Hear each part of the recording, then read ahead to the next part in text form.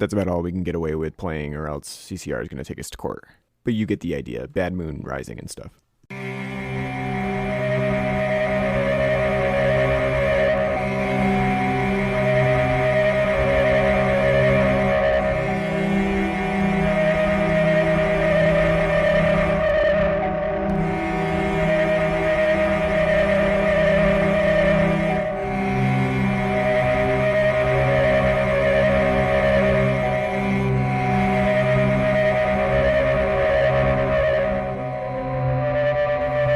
This is the Blood and Blood podcast.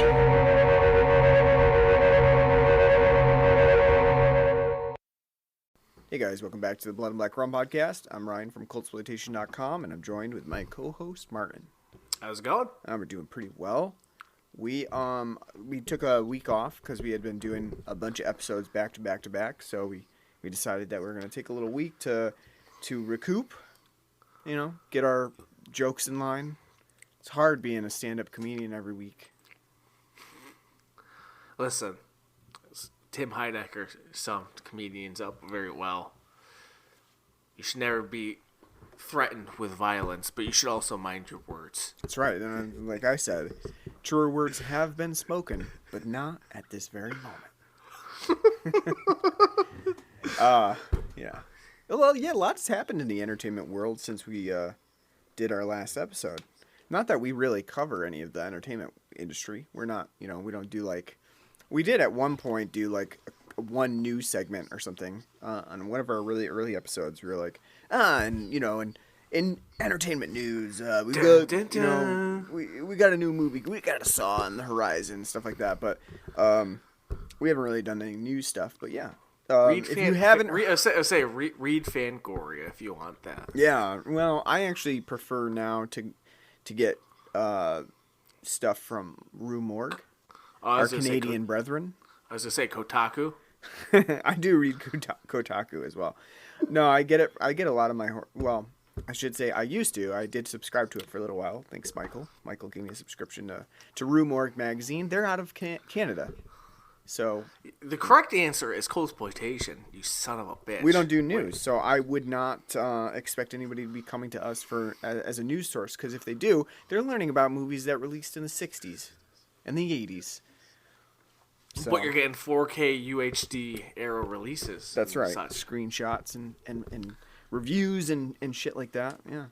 Titties in 4K. Yeah, that's right. I wouldn't expect anybody to come to us for a news resource. Go to maybe we should do that. Bring it back dun dun dun dun dun dun, dun and make it the news post. Yeah. Yeah, but make it Anodyne and just stuff no one cares about. Yeah. What could do that? Will Smith smacking Chris Rock. That's what I was gonna say. If you haven't heard, that did Louis occur. C.K. Let's say Louis C.K. won a Grammy. I really don't care. I'll tell you what. I don't care anything about the Grammys. Didn't pay one whit of... Actually, and to be honest with you, I didn't pay attention to the Oscars either, because I really couldn't care less what, some Academy fuckhead says this is the best movie of the year. Clearly, they're going to be wrong. So so you don't care about the Oscars, but you like On Cinema. Yeah. You love Tim Heidecker's coverage of the Oscars. Yeah, because he doesn't cover the Oscars. It's great. He every time he does a Oscars show, it has nothing to do with the Oscars at all. No coverage whatsoever. That's what I like about it. I say you are right. I mean, it is one thing though that I do kind of miss. I mean, I haven't paid attention to the Oscars in ages either. But it's one thing I miss though. It's uh-oh. It's Oscar. Can you smell that? It's Oscar season. Why? Because people are talking about the King's Speech. Yeah, right. It's unless you're or the artist, and it's unless you're really big into film, you don't give a shit. I mean, here's the thing. I saw one Oscar contender. That's it. I saw Don't Look Up. I watched that on Netflix. Other than that. Was that nominated for Best Picture? No. Well, actually, was it? I don't know. It was nominated for things. And I'm saying, out of the movies that were nominated for things, I think I really only saw one. I was gonna say, if Don't Look Up was nominated for Best Picture, that would. I mean, I haven't seen it, but I know what it's about. And I mean, that would totally be like, like the whole sniffing your own farts thing. Like, Yeah. Yeah, I mean, and so, like, I'll be honest, too, I don't actually watch that many movies. People watch way more movies than me. I screenshot a lot of movies. I know about a lot of movies. I don't really watch a whole lot of movies. And so I didn't catch anything, really, of the Oscars bait this year. Occasionally I'll have seen like one or two, and there are a couple that I do want to watch when I get time. The Power of the Dog being one of them, a feminist Western movie that I think looks pretty doggone good, which is also on Netflix, by the way, so if you are interested, you can watch that. It's got Jesse Plemons in it, and Kirsten Dunst. A little tidbit too, Jesse Plemons and Kirsten Dunst are together. We'll have to do that. Yeah, it's one that I definitely want to check out. Benedict Cumberbatch is in that too. So you mean Doctor Strange? Doctor Strange, that's right. So I do want to see that one. Other than that, though, there's not a whole lot that I was super interested in, and that generally is the case for most. They didn't. We're a bunch of liars. Last year we did fucking Parasite. Yeah, that's true. We did that one, but. That was kind of like an outlier, too. I think it might have been 2 years ago, actually. I think it was like February 2020. Maybe. I don't know. Anyway, that's a digression. But we were just saying, No, your takes are a transgression. That's right. But we're just saying how much has changed since we last did our episode. Only 2 weeks ago. And this week we decided to go with something that was I was gonna say real quick, you know what the best part about that whole Will Smith smacking Chris Rock thing is? What's that? Chris Rock no-sold him.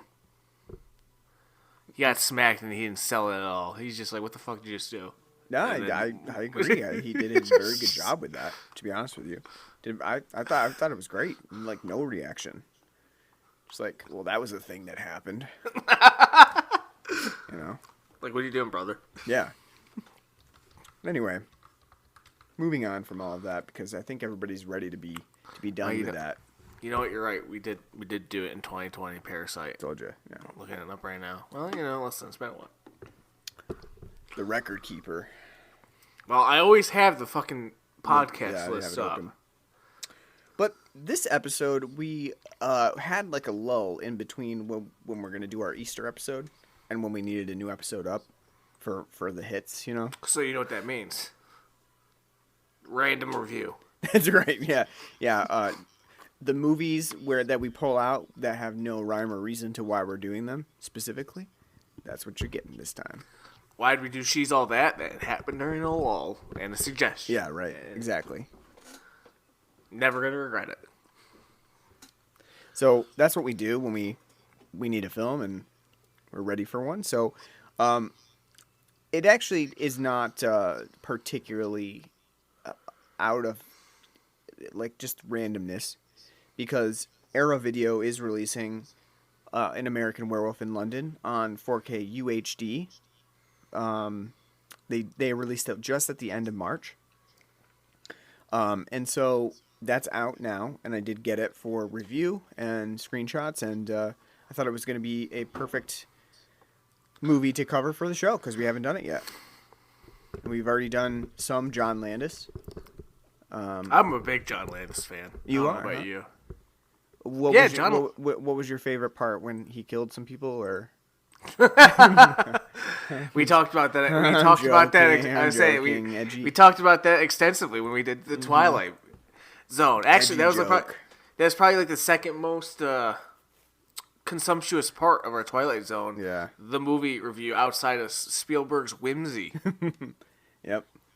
Yeah, I joke, of course. Yeah. You can divorce the events of the Twilight Zone movie from what else John Landis has done, and obviously, I'm sure he regrets it incredibly, but the show must go on, as Hollywood would say.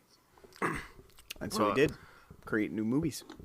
But yeah, John Land. I mean, I don't know about you, but John Landis is a great director, and He is a good director, and it's kind of interesting to see where he came from and where he went. Because if you've seen, I've seen his first movie, Schlock, which is it's a rough movie. Honestly, I mean, rough not in the sense of like, I spit on your grave, rough, right? Like a rape revenge movie, but a rough movie in that it's definitely smacks of a very, very early direction from him, with a pretty. I don't know, like a very all over the place plot and direction. But it is interesting to see where he came from because there's very, very like exploitation elements to it, Grindhouse, and then he goes on and kind of does, he does Animal House, which is kind of smack dab in the middle of the like late 70s, early, and then into the 80s, like teen comedy movies, raunchy comedy. Well, let's say you forgot Kentucky Fried Movie, which got him a Yeah. job. Yeah. Which,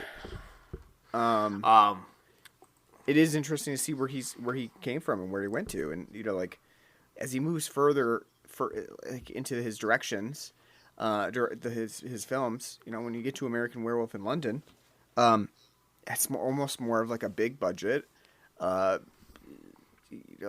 production that is far more advanced than some of the other stuff that he did in his past. And that's pretty much all thanks to Animal House, by the way. Animal House was really the big excursion into like big budget cinema, because besides doing that, he really didn't have too much else. Cult film classics, but not too much else that would really get him into the big leagues. But yeah, I can see why you like him. Let's say you forget he's incredibly at the time incredibly young too. Absolutely. So Animal House, he would have been 28, 27 years old. So say a thing like Blues Brothers, 30 years old. American Werewolf in London, 31 years old. So, and which allegedly, according to Wikipedia, he wrote the film when he was 19 years old, working on Kelly's Heroes. So that's pretty damn good, Yeah, he did do that as well, right? It took a while to make the movie because you need the budget for the movie. Yeah, it is an amazing feat from him. He did start young, and I guess it would help too if you've got Steven Spielberg behind you. Don't say that. Calling him the Spielberg of comedy. The Toby Hooper route. No, that's even worse. What? No. No, I'm joking. So you're essentially saying Spielberg. You're saying Spielberg came on set. Like, no, you're doing this all wrong. No, I don't think he did that with American Werewolf in London. No. All right. You know what? I'll direct it, and you sit back, Toby, and learn a thing or two, and we'll just give you credit. Yep. One day we'll have to do Poltergeist. Oh yeah, we'll have to do it at some point. We've already done. We've already hit the zenith of Toby Hooper's output with the Mangler. Right. Where can you go from there? But yeah, so we are doing an American Werewolf in London. The main, as Ryan said, the main reason is the idea basically came because he got the brand new 4K UHD release. So we were pitching some other ideas, but that's hard thing to pass up on because I think as we kind of like a lot of films that we kind of cover on here that were kind of part of the cultural zeitgeist at one point. Now that we're it doesn't seem like it, but 40 years out, it's kind of starting to slowly kind of fade into the background and not be something like you kind of know the reference, but you don't know where it came from. That's kind of where we're kind of reaching with this film. Yeah, I mean, it definitely had its popularity at one point, but you don't hear as much about it anymore. But it is a really big part of the body horror of the 80s, which was at this point becoming something of like a cult following, because you had Cronenberg doing a lot of body horror pictures at this time. And actually, I think in the American Werewolf in London essay collection that Arrow Video has in their 4K, they mentioned the fact that Scanners came out in the same year as American Werewolf in London, which is kind of an interesting coincidence. But it was the body horror element was becoming a really big part of it. Cronenberg did a lot of body horror. That was pretty much his shtick. John Landis, not as much, but it did have an interest in it. And at this time, American Werewolf in London and The Howling were coming out like very, very close together. And both emphasized the body horror element of being a werewolf. Because before that, we had a lot of movies about men who turned into wolves, right? So the Wolfman is a great example of a movie that's really like it's what we think of as a werewolf movie right now, but it's really not about what you would call a quote unquote werewolf. It is a guy who turns into a wolf, like quite literally, a guy who becomes a wolf man. A werewolf is not that, and in American Werewolf in London, Landis shows us the difference between those two things because we're not talking like a guy that just sprouts hair and howls at the moon. We're talking a full-on transformation, complete with, snapping bones, changing the actual makeup of the human composition. It's not just, damn it, I've got to shave again tomorrow. I grew way too much hair. Those testosterone shots, I've got to knock those off. You hear the monsters like, and here comes, little... Dun, dun, dun, right. Because ultimately, that had been really what the werewolf movie was up until a certain point. They even later than that, too, because, a lot of the 50s and 60s had more of, like, the teen werewolf element to it. Later on, Michael J. Fox would take that on in Teen Wolf. I was going to say, how dare you forget the most important werewolf film of all time? Well, that was later. That was later in the 80s, of course. But it would do the same idea of taking literal Wolfman element to it. But American Werewolf in London and Joe Dante's The Howling were the two that would really take a look at the changes and body horror of becoming a werewolf and how instead of, this is a minor inconvenience, once a month or twice a month I piss myself and run wild and, tackle some geese out in the wilderness. Instead of that, it became more of like, oh shit, I can't control myself. I go through the most painful experience of my entire life. And I go out and run wild and don't remember it the next day until the news reports a massacre of people. So, both The Howling and American Werewolf in London were the two that really cemented that idea of the werewolf being, not only a painful experience, a complete transformation, and also what you would really consider a curse. In the Wolfman, he was cursed as well, but I don't know that you would say that it was as bad to the extent of like what David goes through in American Werewolf in London. So it's interesting to note those changes up on what what the werewolf movie was and then what it became.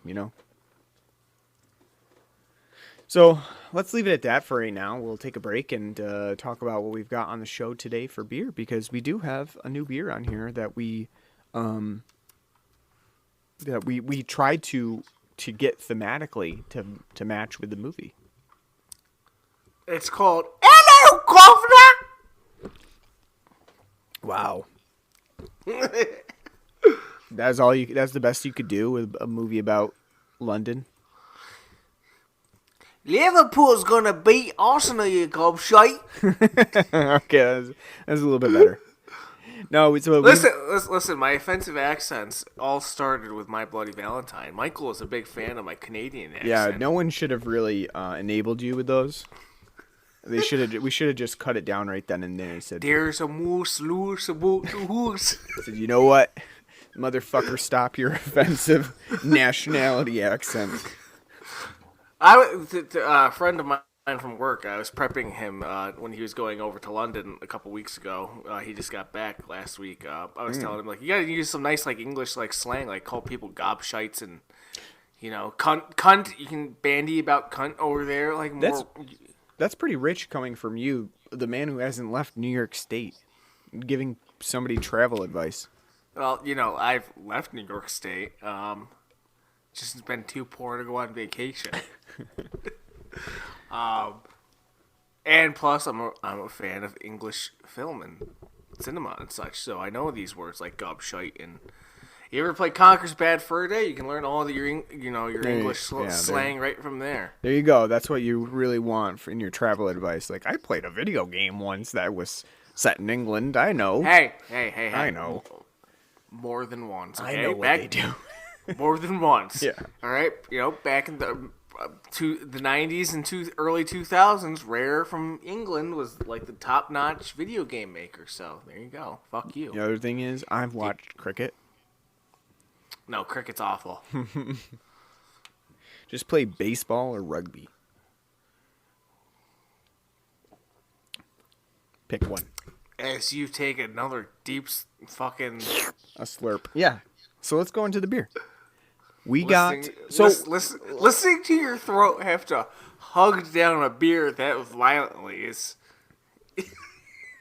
I don't know why it shouldn't be that loud, to be honest with you. It's like it must just be this. It's close to the mic because it's so loud. I'm not really swallowing. I can intentionally swallow loud. I think you intentionally lean into it so like everyone knows like.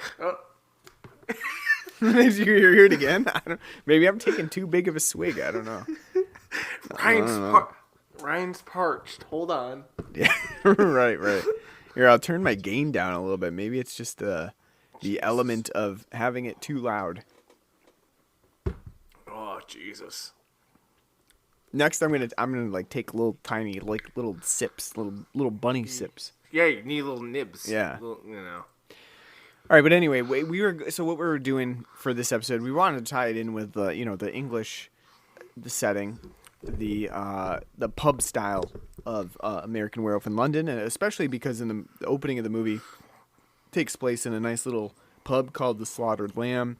You get a little, which, by the way, bad on America for not having bars that are named with such things. There is one actually. There's one. Maybe in New York City that's called the Slaughtered Lamb, probably taken from this movie. No, I'm not saying. Not that one specifically, but you want a fun name like that, like a yeah. Or again to reference Conker's Bad Fur Day, the Cock and Plunket. Yeah, we have Cock and Bull right around here, actually. That's different. That's not even really a pub though. That's like a fancy restaurant. I just love that name. I just love the name. Somebody was like, let's name our restaurant Cock and Bull. It's fancy enough. It's inviting. Paying like $40 for steaks. Come on in, bring your Cock and Bull. All right, so anyway, we wanted to mimic the English pub style. There's not a lot of specific beers mentioned in this movie. If you look really quickly, you can see that Carlsbad. Why do I keep saying that? Carlsbad. Carlsberg is because you got Tony Hawk Pro Skater. I guess so. Carlsberg is really quickly. You can see just like the name of it listed, and not even the full name, but just the like a half of it. But they also mentioned Guinness, and we've already done Guinness before, and we were concerned that we've already done Carlsberg. I don't remember. I think we may have, if I am really thinking about it hard. I think we did do it at one point. So it's when we were doing that one Ingrid Bergman film. Which one was that? That's a joke. Oh, I got you. Yeah. When we covered the soccer game. No, but we were concerned that we had already done the Carlsberg. So we decided to go with something different that we knew we've never had on the show. And so Martin found Boddington's Pub Ale. Oh, just so you know, at the Cock and Bull in Galway, a grilled Delmonico is $38. Ooh, yeah, so nice and fancy.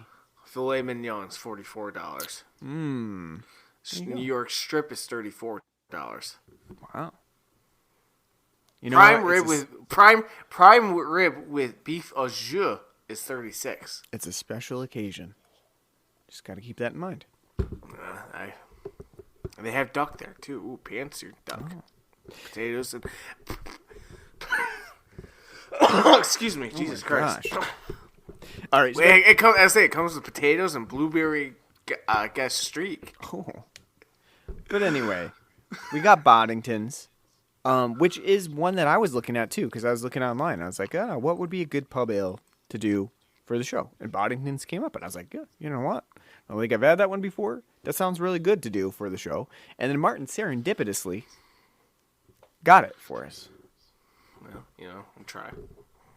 Like I said, I'm tracking your cookies on. Yeah, you're monitoring what I'm looking up online. All right, so take it away. What do you think about the Boddington's Pub Ale? It's now that I'm almost on number 2. I've grown to like it more and more. It's supposed to be an ESB, which we famously have talked about as a style that we love on this podcast that nobody fucking does, really. I like it. It's definitely grown on me. It has a nice like banana and like nut and clove taste to it, which is kind of more of like a Belgian style. Which, I love my Belgians.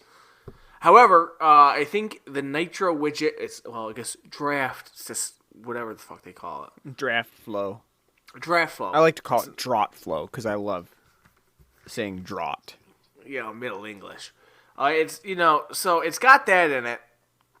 So it makes it, more creamier, like you're getting it from, the tap. Hand pulled, as they call it on the can. I would probably appreciate it more if it didn't have that, because I think the creaminess. I mean, I understand that's already like a low, which is weird for an ESB, because ESBs aren't generally low on ABV. They're usually around like 5.5% to 6%. This is 4%, almost like just 4%. So I understand if it's that low, why? Because it's so you can kind of like session it, like a session ESB. However, I would prefer it not to be that. I would prefer it to be more like just like a traditional nice ESB. I don't need to pretend that I'm getting it from a draft, because there's not going to be a fucking tap anywhere in the continental United States that offers this, and I reckon there's probably very few in fucking Britain these days that has a tap of this shit, because it's owned by Anheuser-Busch InBev. Well, you never know, because World of Beer had Pilsner Urquell on there. That's different. For random reasons, they just always had a tap of Pilsner Urquell. I know, but that's different though. It doesn't come with like a nitro widget to like try to make it creamy. That being said, I do like it.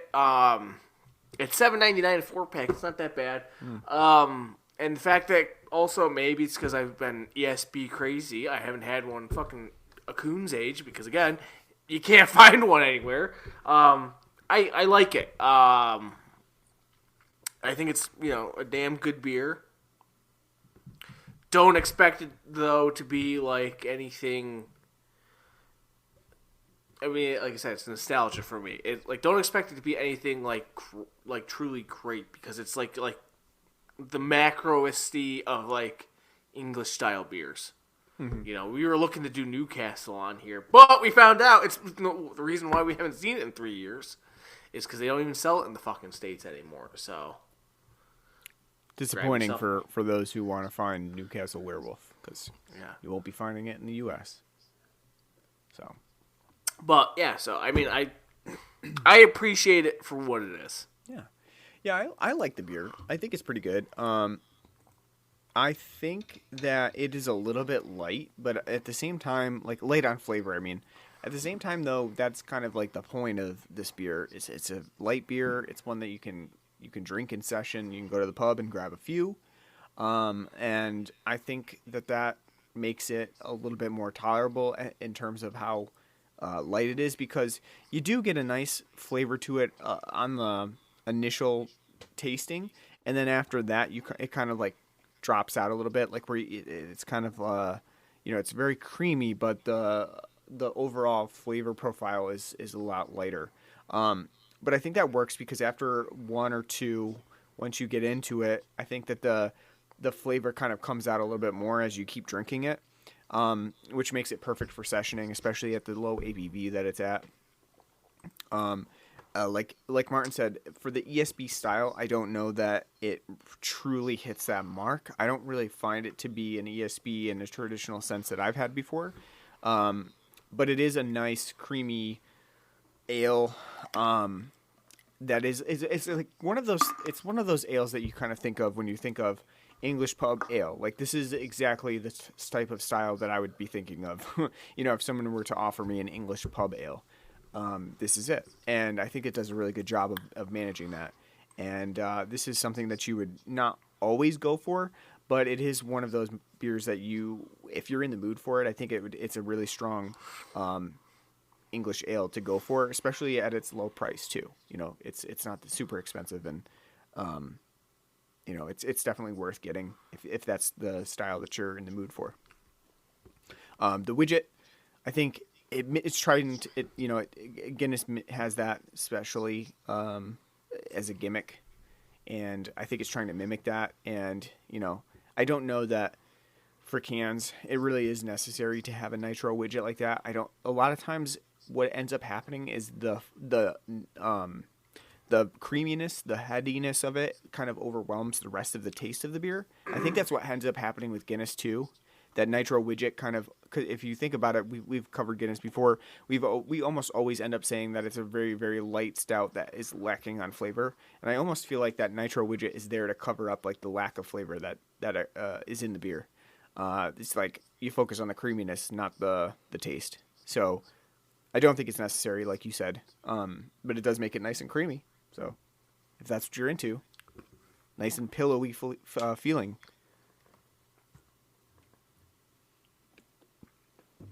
All right. So it's imported from Britain.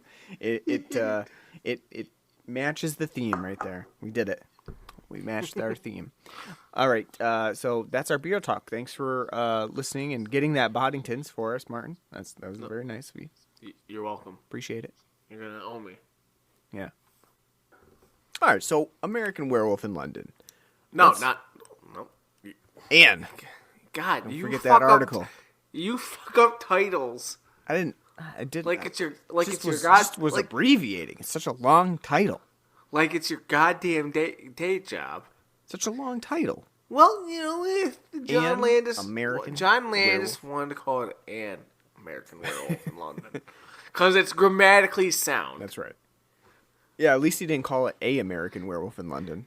The movie, the monster movie. Yeah, the monster. Yeah, it would have been great if you said A American, because that would have been perfect, right? Americans don't know their grammar. A American Werewolf in London. Just so you can have all the British be like, it's fucking Ed, you gobshite. I will say, so getting into this movie right off the bat, the one thing that I noticed that I wanted to point out is that I love David's sweater vest combo, and I need to upgrade my wardrobe to have a sweater vest combo like that. Well, you're not Mr. Rogers. Well, here's the thing too, though. Yes, I'm not out on the moors. Okay. But what's that? But I feel like I would be sweating my ass off in that combo, especially wearing that, his luggage on his, as a bag. How dare you? I would be sweating my ass off. That's a JanSport.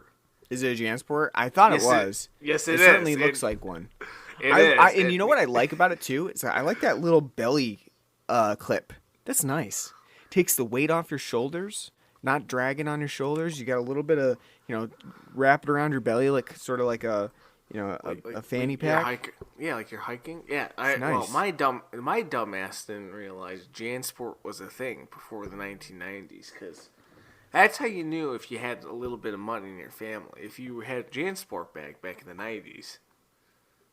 Yeah, that was the thing to have in school. The simple JanSport. I had a green one and I had a gray one. I had a red one. Red JanSport. No, but I gotta say, I really like the vest sweater combo. I think he pulls it off very well. I just feel like I would be way too sweaty to do that. But I like it. And the red really pops in this movie thanks to the HDR from Arrow Video. So, you get to experience it in all its glory. But that opening scene is a really great scene. As we kind of cue into David and his friend who are walking across the moors. They're basically doing a little trek from America to the European countries, and they're backpacking through Europe. Yeah, that's fairly. I guess that's pretty stereotypical now. Like the rich guys are gonna go backpacking through Europe. That's how you know they have money. Yeah. They just dropped everything. They were like, you know what? Mom and Dad are gonna pay for this. Keep my apartment. I'm gonna go backpack through Europe. I think they were going to NYU too. Yeah, I think so. Yeah, that comes up as a shirt a couple times. Yeah. Nurse Alex wears that. After coitus. Oh yeah, yeah. That's how you know that coitus occurred too. I mean, the film shows you, of course, but if you didn't get that scene of coitus, then you know that it happened because she's wearing his oversized shirt. The sexiest of all, after sex clothing. Mm-hmm. What am I gonna wear? Just wear. What am I fucking? What am I gonna wear? My Harvard sweatshirt or my NYU T-shirt? Or if you're fancy, your white button up. We have to say, Nurse Alex hasn't really done this before because she brings it up. She says, "You know what? She's very, very honest. I've only had 7 lovers in my life. 2 were one-night stands. I don't know why I'm telling you this. It's a great scene of her just, basically spouting off her sexuality to him, who she's pretty much just met. Just like, no, I have not caught the clap. I don't normally bring home my patients. American. Luckily, she knows that he doesn't have any specified as American. Yeah, I mean, luckily she knows that he doesn't have any sexually transmitted diseases. She's seen his junk, his medical. Well, she's seen his medical records. Oh, we did a urinalysis. You're good on herpes. Did you like that? Them gawking at his dick and being like, well, we don't get to see it, but you're like, oh, he must be of the Jewish tribe. Yeah. The Jewish thing is actually a thing that continues to reoccur, right? Because we have a scene that David has as he's like going through the transformation. Because obviously, like any change from human to monster, there is that transformation element of discovery. Right, as you're like, shit, something doesn't feel right with me, and that's the same way that I feel pretty much every day that I might have some sort of cancer, right? Like, shit, my ball feels a little off today.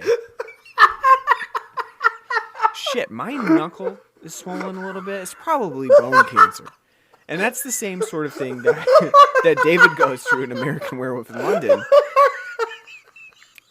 except in this case, they're more subtle, more psychological impacts. Oh my god! In this case, he has that dream sequence of the Nazi monsters that are coming into his house and rampaging through. And so that. Thank God you're not a doctor. Well, I'm gonna love my ball. Yeah. You're gonna die. It's probably cancer. But yeah, the Jewish element comes up pretty much again and again, and it is interesting that they talk about that and they bring it up, and I do like how the doctor kind of plays it down and like makes her feel like dirt. He's like, "Don't you have something to do around here?" Not to one, but to both of them. Yeah.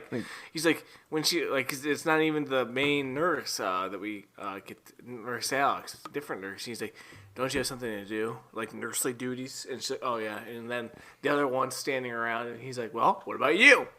Don't you have shit to do too? Scooch, get on out of here. Let me handle this maniac man. Stop gawking at him, you fucking whore. Do you like the Doctor in this movie? Just curious. He's okay. Mm-hmm. Like I said, I think it'd be a better film if like Peter Cushing was playing the Doctor. What if or what if Christopher Lee? Yeah. Okay. Yeah. Like you want more of the traditional like Hammer element to it, to combine the ideas of like because in Hammer 2, Hammer didn't do as many werewolf movies. They did a lot more vampire movies, but they did some. You want that element of the Hammer movie, the harkening back to the original Wolfman elements. Well, I mean, kind of brings them both together. The film definitely does have Hammer elements to it. Mm-hmm. Like it's kind of, if you think about it, kind of like a 30 years past interpretation of like a Hammer film. Upping the sexuality, upping the gore, upping the effects. So I mean, it would have been nice to like maybe somebody like I don't think John Landis was probably thinking of this when he was making the film, like kind of equating. I mean, I'm assuming with like his like film buff roots that he probably has seen Hammer films. Oh yeah. I would think it would have been nice to see somebody from like Hammer, like like a Peter, like I said, like Peter Cushing would have been great in that role. Not to say that John Woodvine doesn't do a good job. He does do a good job, but you can tell his character is so like stereotypical, like Hammer Van Helsing that it would have. How about Donald Pleasance? It would have been a little too over the top. You think? Yeah, I think so too. But I think it would have been an interesting idea. It would have been fun, but I think it would have been a little, that's not saying that American Werewolf in London is not always super serious. It is somewhat labeled a comedy as well, and I think that comes out. Like the one time that I thought was really funny was when the guy comes in after David has just woken up from his coma for 3 weeks, found out, hey, I'm in the hospital in London. Your friend's dead, and you've been gravely injured in a coma for 3 weeks. And the guy that's with him is like, I need you to calm down right now, David. You need to calm down. Oh, the ambassador. Yeah, the ambassador. You need to calm down, David. I'm trying to tell you something here, David. Calm down. You're being hysterical. It's great moments. One thing that we love that's like one of our like the number 3 meme of this podcast is hysterical women. Yeah, and just needing men to talk down to them to stop being hysterical. Well, David took on that role of being hysterical. We know your friend just died, but will you stop being hysterical? Yeah, can you just settle down for a second here? I mean, come on. Yeah, I like that part a lot. Like, so I mean, An American Werewolf in London is not always serious, so I could see the over-the-top elements working. Humor, I would say, the humor in this film, it's good, but it's very wry. Mm-hmm.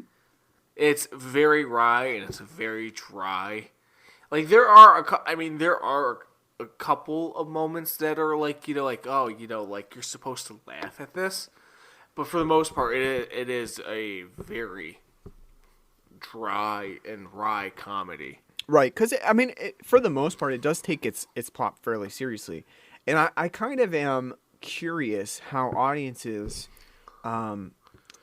reacted to An American Werewolf in London. Because, again, it is billed as somewhat of a horror comedy. And that's not really the case. It's that if we're going to call this a comedy, that's really a stretch. Because, sure, it has, a few comedic moments or a few, acts of levity, but it's really not a comedic movie. It's not, it doesn't have, the raunchy elements of Animal House or, the comedy that the Blues Brothers has. And those are the movies that, obviously people know John Landis from. People are going to go see American Werewolf in London on the name John Landis because they're like, wow, he just directed Animal House. He just directed the Blues Brothers. Let's go see what his new movie's up to. And it's a serious departure from those two movies that they would know him very well from. And then coming back to back like that, I just wonder, what kind of reaction did audiences have, coming into this? Because, like you said, it's very wry humor. It's here and there, and especially like I guess the places that you would see the most humor is when David's friend comes back from the dead, and he's kind of, he's like, the Walking Dead, basically just saying like, you need to kill yourself. I don't know what to tell you. I think the situationalness of like some of the things that David, like the moments he gets himself into, I think like if say we were to review this film like 10 years ago, we would definitely say like oh, it's a horror comedy. I think now that we're 40 plus years out from this film, context of humor constantly is always changing, like what we find to be funny in society. And I think I don't know, maybe it's me being an old man. I think the dryness in comedy is kind of it's passé at this point. Like when you like watch like a comedy or like a comedian these days, like having like a dry and wry sense of humor, it's kind of, you don't really see that anymore unless it's like somebody who's been doing it for years.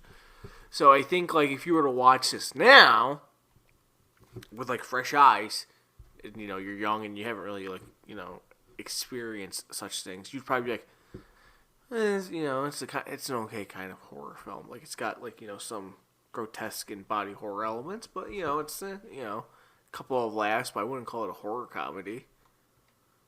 Because when you think like horror comedy, you think of like, especially like coming like fresh-eyed, you're like, oh, Shaun of the Dead, hilarious, and then it's got a couple of like really serious moments at the end, Yeah, it's very much this film's very grounded. Oh yeah, I think this film's really grounded, and if you, I would say that if you didn't really, know that it had been classified as such, you probably wouldn't see it as a comedy. It's actually very serious in its approach. It takes the werewolf idea of finding out you're cursed, and then figuring out what to do with that. And it goes through the motions of that, which is pretty common for most werewolf movies, horror movies. The Wolfman at its core is a guy finding out that he's cursed, and then figuring out what to do about him being cursed, about becoming a wolf. That's pretty much the same exact idea of An American Werewolf in London, except now we have David, who's a transplant. He's not originally from London, so he's trying to find his bearing in London. He, is obviously not really sure what to think about his visions of dead people coming back to him. Are they like psychotic breaks because he had this, this accident? He's been in a coma for 3 weeks. A lot of that element, kind of is supposed to be seen as comedy, but it's really not. It's not that funny. It's more in how it's displayed too. It's very serious, and I think that's an interesting element from John Landis that sets it apart from some of his other movies that he did prior to this one. And the other thing that it does really well too is the romance, because I do think that David Naughton and Jenny Agutter, I think they do have a nice chemistry here. Jenny Agutter in particular does a very good job of selling this like feeling of being, sort of off kilter, not really understanding the attraction, but also going with it in sort of like a serendipitous way. She even says, it's nice to hear her say, like, I don't know if I'm attracted to you or if I should feel sorry for you. Yeah, and do you think that is part of the plot, too, of being, like, the animalistic nature of David's character? And that, at a certain point, there is that sort of, like, pheromone element, raw attraction of the animal side of someone? You think that's what they're getting at with that romance?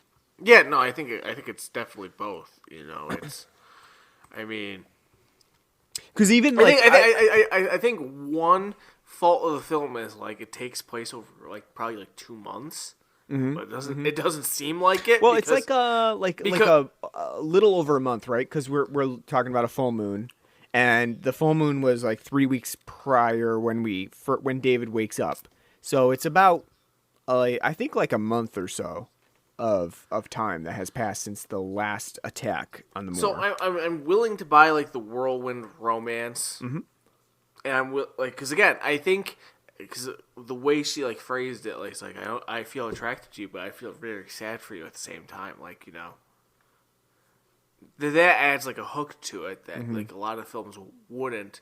I think part of the problem with the romance is like again like the pacing of the time frame, because if you're not paying attention for a split second, the time frame you wouldn't understand because it's mentioned very flippantly, like oh, he's been in a coma for 3 weeks, and if you're not listening to that one line, poof, gone. But I do think it works really well because again, like they, after they meet and he's out of the hospital, they have sex, and so it's to play up that it's not it's carnal in the the relationship. I mean, they have a connection, but they do have a carnal aspect to it, which plays to the werewolf, the lycanthrope idea. I think that works well. I think it's and then the fact that and as you mentioned, when she's like kind of rambling on about her like past lovers and stuff, I think that's kind of like a nice little like take, that she's kind of entranced, even though she really doesn't have a reason to be. She's entranced because it's that werewolf magnetism. Yeah, that's what I kind of got from idea. it. Yeah, that it's it's almost like the animalistic nature. And there's that one scene early on in the movie where David's in the hospital. He basically says, "No, I don't want to eat. I'm not going to, eat anything that you give me." And she basically force feeds him. Well, not force feeds him, I guess you wouldn't say, but basically feeds him the meat. And there's like that almost like that animalistic carnal nature to that scene that I think cements the relationship and the romance that I think is a really good idea that comes into play. And it's something that we also see correspondingly in The Howling, which is right around the same time, released the same time as An American Werewolf in London, released in the same year, where there's actually a werewolf sex scene in The Howling. So there, that sense of sexuality, raw animal nature is apparent in both. I think it does, in American Werewolf in London, it's a little bit more tender than in The Howling. But I think they do, like, both Jenny Agutter and David Naughton do a really good job. And in general, I think David Naughton does a great job as David in this movie of doing both the over-the-top shtick and also the more serious nature of David that comes out. I think he does a really good job of that, especially like towards the around the beginning when he's really starting to find out like things are changing with him and he's starting to see his friend as a dead person. He does a really good job of selling that like I'm crazy, I'm going crazy. He does a great job of that. I really wanted to commend David Naughton on that one. Let's talk about the werewolf transformations, because in 1981, American Werewolf in London's transformation scenes with Rick Baker's visual effects were very, very big at the time. Very a standard of the time for werewolf movies, becoming like the epitome of how to do them, especially and also in comparison to The Howling, both at the same time coming out. Very, very strong visual effects. So what did you think about the transformation scenes in this movie? They're really good. They hold, even 40 years later, it holds up incredibly well. And it's... I would put it up there with, like, The Thing and, like, how, like, to show, like, this is why practical effects are great. Mm-hmm. Probably The Thing and Day of the Dead. In how effective they are and like, making like again there's kind of like a corniness to like how like overstretched some of the things kind of like when like you see at first like when his like hand is turning into a paw, like how like outstretched it gets. It is like now kind of like when you watch it a little ridiculous, but overall the transformations are really well done, really gruesome. With the bone crunching and curdling, noises and growls that we hear as he's transformed. Which, if you think about it, is like, something that you wouldn't think about when you like think of like, oh, this guy transformed into something different. Like, it's like, oh no, he's going from a person to a fucking werewolf. And you get to hear like, his body crunch and grind and turn into this, monster. It's hideous. But incredibly well executed, and I think it's worth, even if this film was a piece of shit, I'd say it's worth watching just for some of the special effects in the film, because it's such a testament to what the human mind can achieve in making an effect to make you believe something's happening with practical effects. Yeah, I mean, I think they did a really good job, especially with the first transformation sequence. Because if you think about it, you wait an hour and a half, like an hour and 10 minutes to get there. Exactly. American Werewolf in London actually is a fairly slow burn film. It does not have a lot going on in terms of the actual werewolf elements. They're pretty few and far between. Most of that is done through character elements and a few dream sequences and things like that to bring the film forward and kind of cement David's change. But once you get to that point, the transformation is really great, and the film expertly cuts from specific transformation scenes to be able to sell the realism of it. The editing is really where this lies. Especially, I mean, obviously they did a great job of the special effects, but the editing is where it really falls heavily to get this right so that things seem realistic in real time.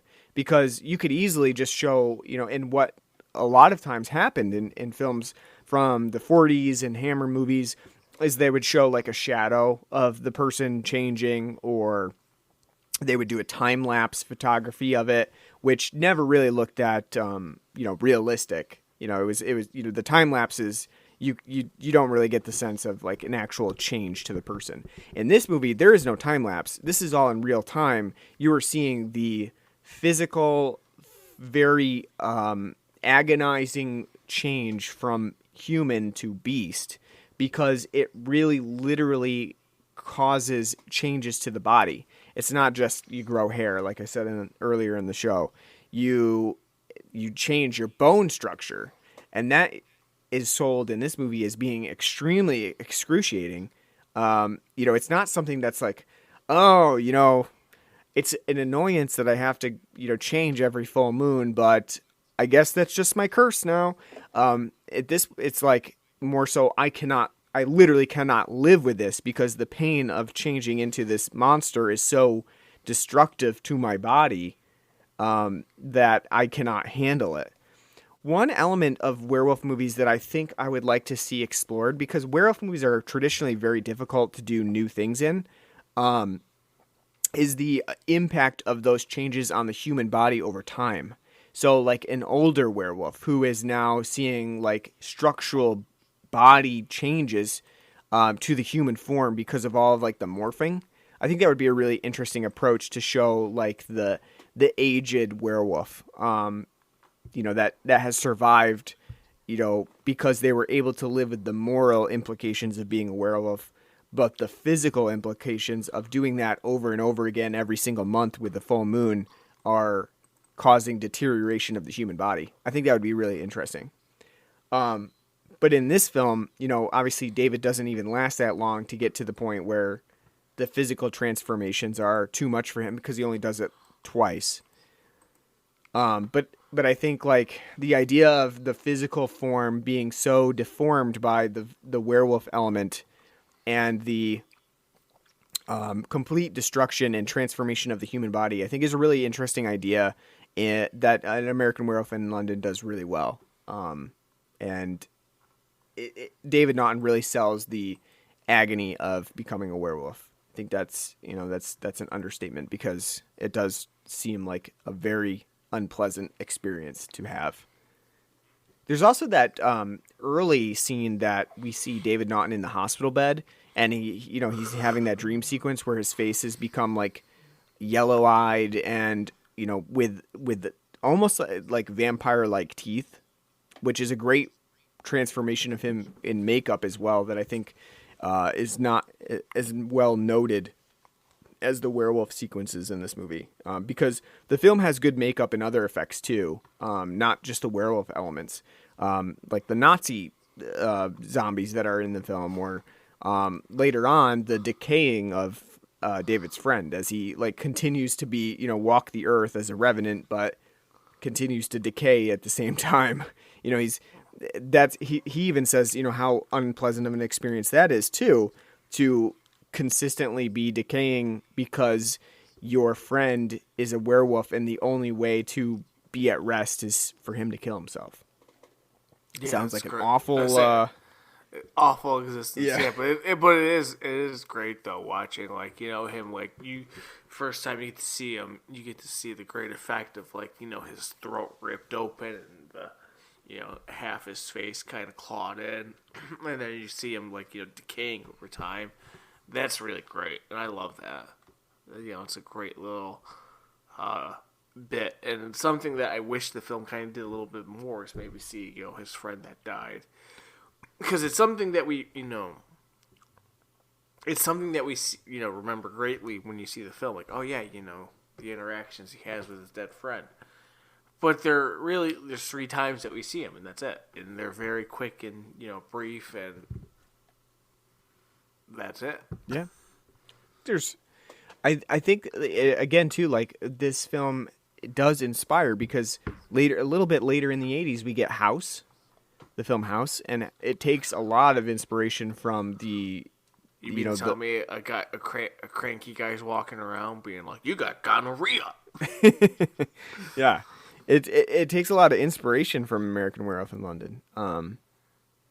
So it's definitely, the idea of the Revenant is a really interesting part of this movie, that David sees this guy and later on other people that he's murdered who are fairly unhappy with him and basically saying, you know what, you need to kill yourself because we can't rest until you do.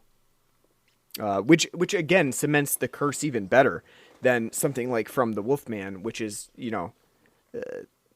like I said, in terms of the 40s movies, that curse seems just rather annoying to have, right? It's like having, eczema. It's like, fuck, this is annoying every month, but I'll deal with it. That's not the same as An American Werewolf in London.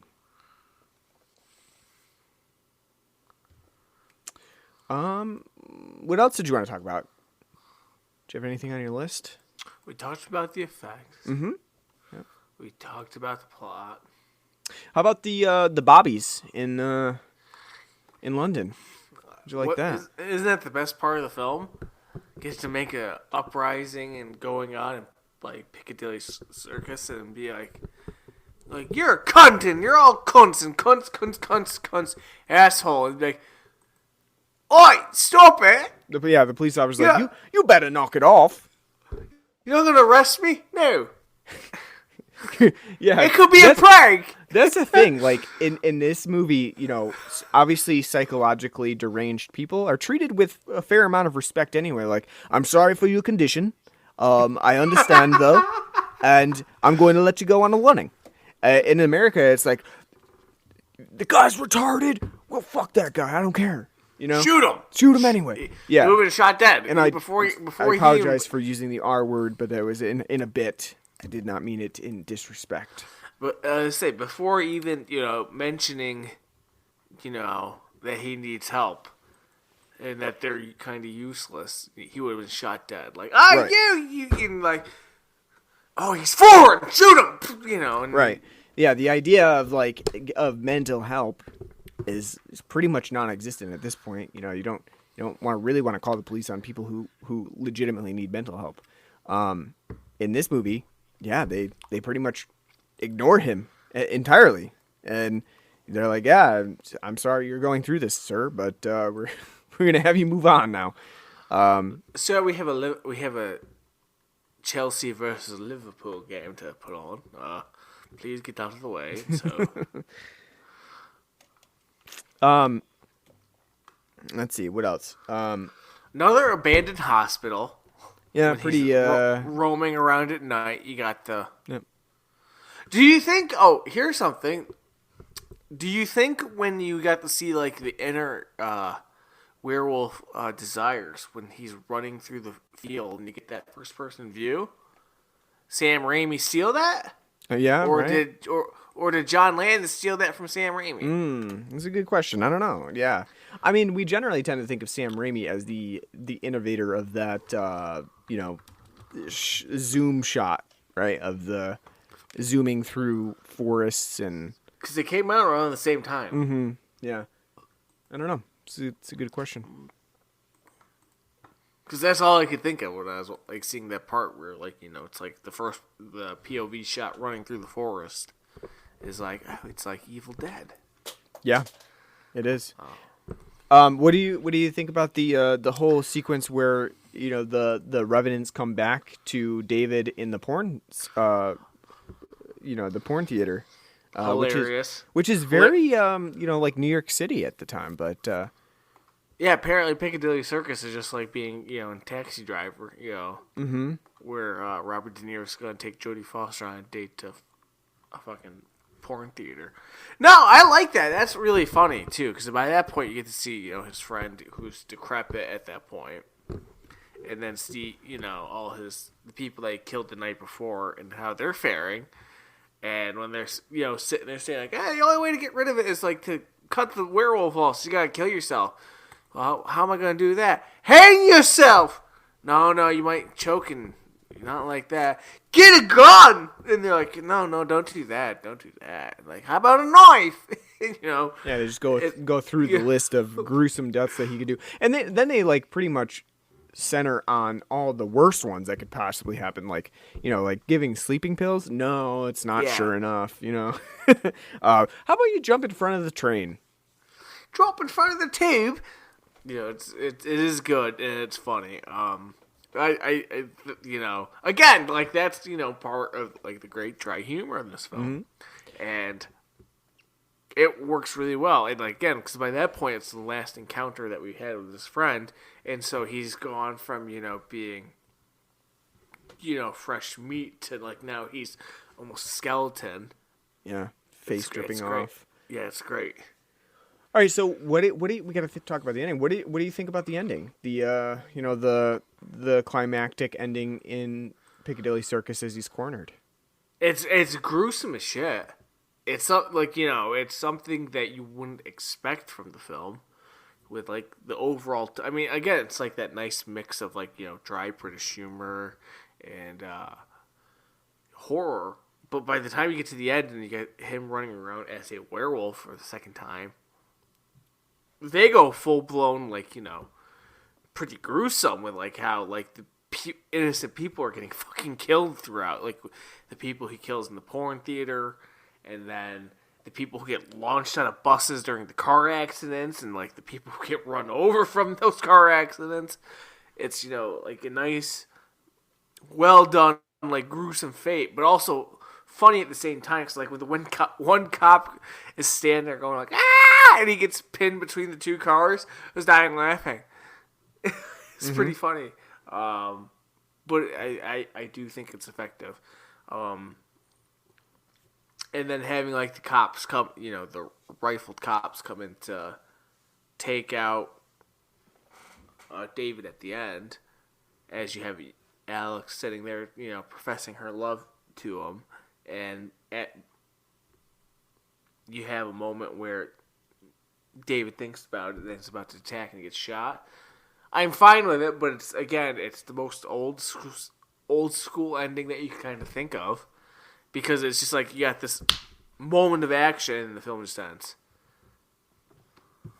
Yeah, I think it's a nice downer ending. It's one that is also inevitable. right? And one that, for the most part, the fate that's David's been leading to throughout. You get that nice scene right before the conclusion where David makes a call to his parents, gets his sister, and basically tells him he loves him because he knows, like, in some way, I need to end this. Like, either it's going to be, death by firing squad like he gets at the end, or, I'm going to kill myself. But whatever the case, it's got to end. I can't just continue to be this beast. And so I do think we get an interesting ending. It's not one of suicide. He doesn't just take himself out. And actually, we don't know if he's really ready for it or not, because at the time he's turned into a werewolf. So it's not really relevant whether he knows what he's doing or not. He probably doesn't. So I think the idea of him, turning into a werewolf, being cornered, and then getting, Alex there as well, who has quickly become a love interest for him, who he expresses his love to, I think is is really a downer ending to have that all go down and have Alex present and see it. It's pretty rough, but it ends on that note, like very abrupt. This happened. The threat is down. But I think the idea of that too is the fact that, like, this stuff happens because there's an idea of fate involved in this too, that this curse happened to David and there's really literally nothing that he can do about it. Like, he got attacked by a werewolf, what are you going to do? It's just something that happened to you. That sucks. It's not fair. And it does mimic, normal human disease of sometimes you get stuck with the bad, end of the stick, and that's it. It's unfair. It sucks, but that's your fate. And that's kind of like what American Werewolf in London does, is shows like there's really nothing to be done about this. There's no miracle cure. There's nothing that David can do besides subject himself to his fate, and in this case, go out. And I think that's, it's kind of an interesting element to it. And it has some beauty to it too, right? Because he finds ultimately his romance. It's sort of like inevitable. Like, this is fate. Because there's such an early attraction, the animalistic attraction, there's fate involved. And then he finds like a romance. He quickly falls in love. Boom, boom, has a great time in London. And that's it. So it's an interesting idea of the fate of a character and the inevitability of death. I think it works really well in the movie. And I like the abruptness of the ending. Just to, like, boom, that happened, it's over. All right, so I guess we got to give American Werewolf in London a rating. So on a scale of 0 to 10 Bim Bams, from see you next Wednesday, what would you give An American Werewolf in London? I give it an 8 on 10. It's a very good film. A very funny film, if you like dry humor. The effects in this film are great. They still, 40 years later, hold up. A great, well-realized concept. Something that I think that needs to kind of be like revisited more is, we talk about not just horror comedies, but horror films in general, because I think it does so much right. It has the effects that make you, feel repugnant and interested.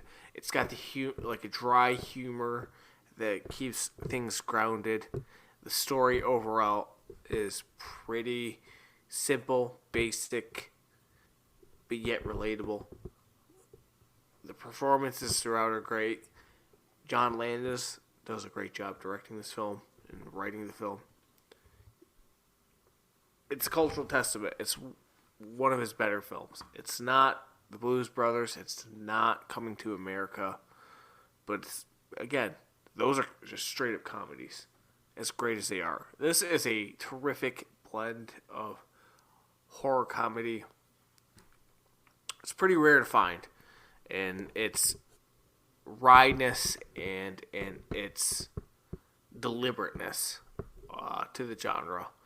So probably an 8.5 maybe, and it's not a boring watch. It's only like a 93-minute film. It's a very easy, breezy film to get through.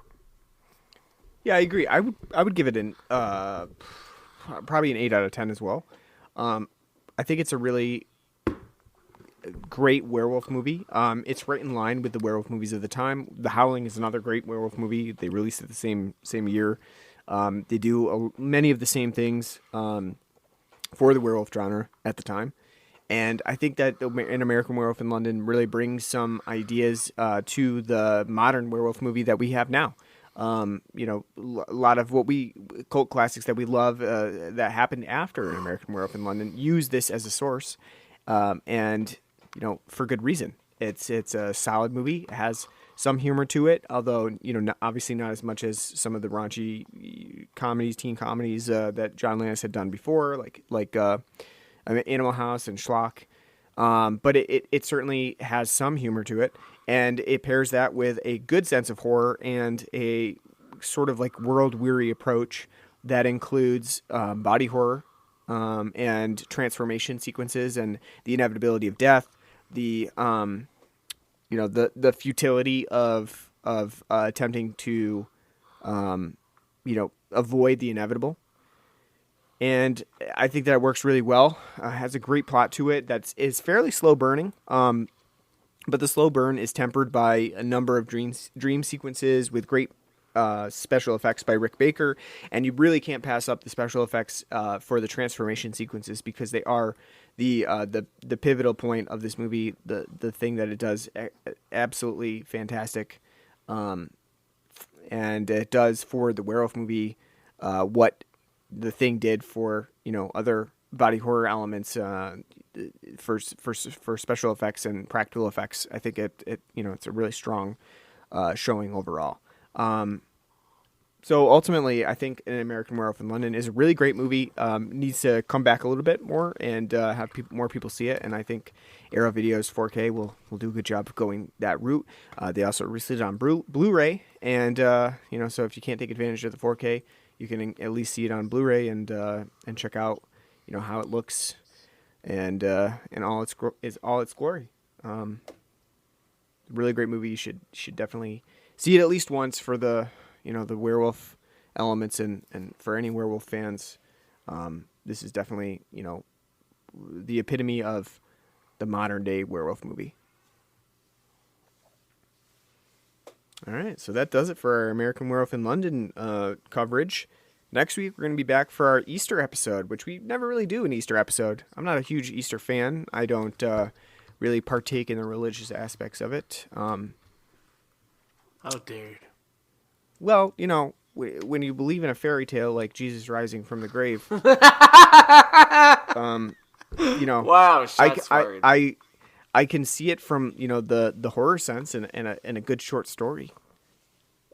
From a realistic sense, I don't really believe in that sort of thing, but I do enjoy the other elements of Easter, like having a nice Easter dinner and having Milky Way caramel eggs, Jell-O jiggler eggs too. Those are fun. But we are going to do an Easter movie this time. There's not a lot of Easter movies, but one that I do know of that I think will be fun to do is Critters 2. Have you seen Critters? No. Good. You don't need to. It's fine. You will get the gist of it from Critters 2. No need to worry. But yeah, I think this will be a fun one. It's a Mick Garris movie. I don't know if that rings a bell for you, but he does. He has a podcast right now. He really dives into horror. He's a very, very, very knowledgeable on horror. And he did direct a few movies. He was part of Masters of Horror. He's done Critters 2 and a few others and some shorts. And should be a fun movie to do. And it has huge bazongas in it, so you'll like that too. Ooh, bazongas. Yeah, you'll like that. Bazongas. Goo whatever. I don't know. Goo clusters. that'll be a fun one to do. And I do have it on Blu-ray as well as part of the Critters collection from Scream Factory. So you know, I've got all 4 of the movies in case you want to watch them all. 4 of them. Yeah, there's 4. Well, there's actually 5. Just not part. There's a 5th one that just released relatively recently. So, but yeah, should be fun to do. So we got an Easter episode for y'all. Hopefully you tune in for that. We appreciate you listening to us ramble on and on about movies in general. And if you want to hear us do more of that, we're on pretty much every podcasting app that you can think of. Google Podcasts, Apple Podcasts, Stitcher, our home base at anchor.fm.